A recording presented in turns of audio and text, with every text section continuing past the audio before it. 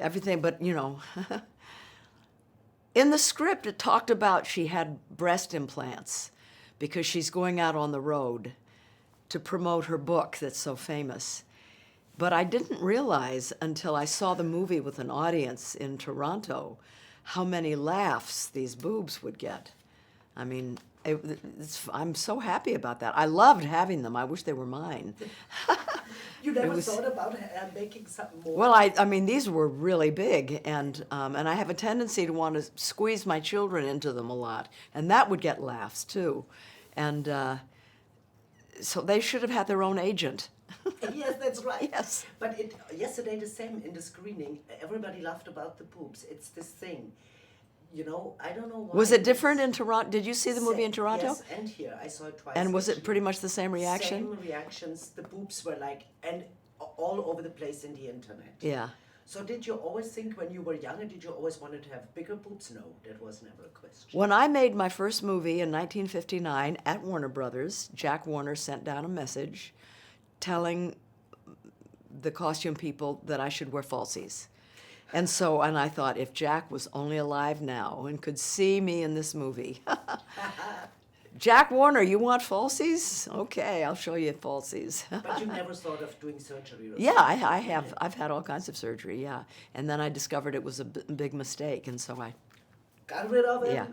I've worked hard to be happy. I wasn't born happy. I learned to laugh. Ted Turner, my favorite ex-husband, taught me how to laugh.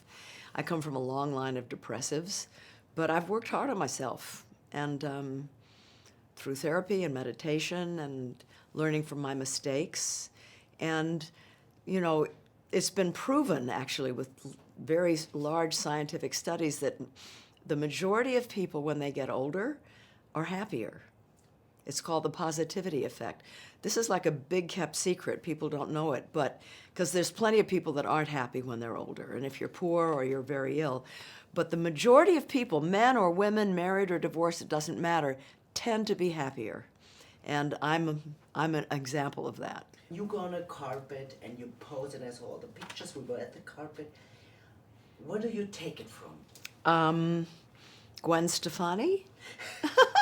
I don't like doing it. I'm not good at it. I don't like doing all those poses, so I study Gwen Stefani, and then I pretend I'm somebody else. I'm playing a character. It's all fake. Totally. You're an actress, yeah, isn't it? yeah. I have really good hair and makeup people, and someone who chooses what I'm going to wear, and then I just pretend I'm somebody else. My family is the opposite of the family in the movie. It's the same in the sense that we had a lot of issues. It's the opposite, that we were not funny. If my family had to sit for 7 days, no one would say anything.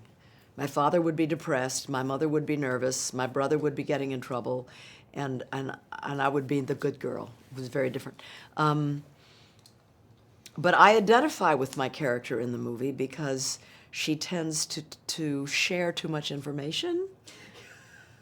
I think my children would agree that I have a tendency to share too much. You know, I've written books and things, and not quite as bad as Hillary, but you know, every now and then my son will take me to lunch and say, Mom, I heard that last week you did such and such or so-and-so, or, you know, I think maybe you should button it up. Or